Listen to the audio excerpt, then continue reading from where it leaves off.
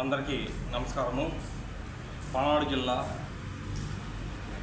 గురజాల నియోజక పరిధిలోని దాచేపల్లి మండలం కేసానపల్లి గ్రామానికి చెందిన కోట సుబ్బాయమ్మ అనే ఆవిడ ఓటుని అకారంగా తొలగించారు. ఏ కారణం లేకుండా ఓటును తొలగించడం అనేది ప్రజాస్వామ్యంలో సరైన పద్ధతి కాదు.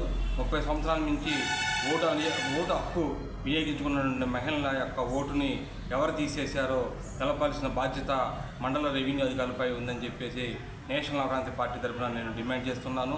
ఏది ఏమైనా సరే ఆమెకు రేపు ఓటు ఖచ్చితంగా తీసుకొచ్చడానికి మా వంతు ప్రయత్నము మేము చేస్తాము. అవసరమైతే కోర్టును ఆశ్రయించినా సరే ఓటును తీసుకురావడానికి మా పార్టీ పరంగా మేము ప్రయత్నం చేస్తున్నాము.